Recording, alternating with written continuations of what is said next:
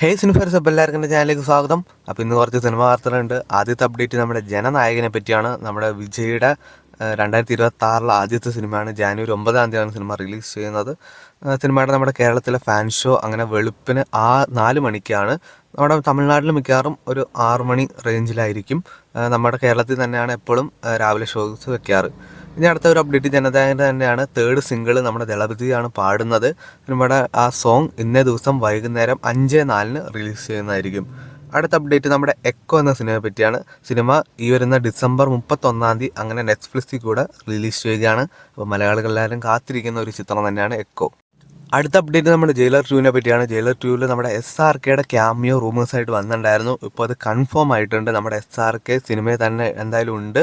അപ്പോൾ എന്തായാലും നമുക്ക് ജയിലർ 2ൻ്റെ മറ്റ് അപ്ഡേറ്റിന് വേണ്ടി വെയിറ്റ് ചെയ്യാം. അടുത്ത അപ്ഡേറ്റ് നമ്മുടെ സൂര്യ 47നെ പറ്റിയാണ്. സിനിമയുടെ ഒരു പോലീസ് വേഷം ചെയ്യുന്നതായിട്ട് ഞാൻ ഓൾറെഡി പറഞ്ഞാണ്. അത് നമ്മുടെ ഒരു കേരള പോലീസായിട്ട് ആണ് അദ്ദേഹം വരുന്നത്. അപ്പോൾ അതും എന്തായാലും കൺഫേം ആയിട്ടുണ്ട്. ഒരു മിക്സ്ഡ് റെസ്പോൺസ് കിട്ടിയ സിനിമയാണല്ലോ നമ്മുടെ മോഹൻലാലും ദിലീപും അഭിനയിച്ച ബബ്ബബ്ബ. സിനിമയുടെ പുതിയ പോസ്റ്റർ വന്നിട്ടുണ്ട്. നമ്മുടെ SJ സൂര്യ ചെറിയൊരു ക്യാമിയോ ചെയ്യുന്നുണ്ടായിരുന്നു. അപ്പോൾ അദ്ദേഹത്തിൻ്റെ പോസ്റ്റർ തന്നെയാണ് വന്നത്. വെൽക്കം ടു മോളിവുഡ് എന്ന് പറഞ്ഞ്. സിനിമയുടെ ഏകദേശം ഒരു 40 കോടി സിനിമ കളക്ട് ചെയ്തിട്ടുണ്ട്.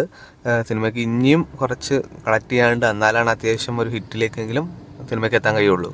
നീരജ് മാധവ് അഭിനയിക്കുന്ന സിനിമയാണല്ലോ പ്ലൂട്ടോ. സിനിമ അങ്ങനെ പാക്കപ്പ് ആയിട്ടുണ്ട്. ഒരു 2-3 ആഴ്ച ആയിട്ടുണ്ട് സിനിമ പാക്കപ്പ് ആയിട്ട്.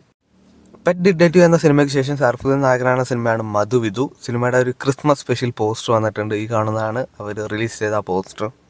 പൃഥ്വിരാജും കരീന കപൂറും അഭിനയിക്കുന്ന സിനിമയാണല്ലോ ദായിറ. സിനിമ അങ്ങനെ പാക്കപ്പ് ആയിട്ടുണ്ട്. നമ്മുടെ പൃഥ്വിരാജ് തന്നെയാണ് കൺഫേം ചെയ്ത് ഒഫീഷ്യലായിട്ട് അദ്ദേഹത്തിൻ്റെ സോഷ്യൽ മീഡിയ പേജിലൊക്കെ അറിയിച്ചിട്ടുണ്ട്.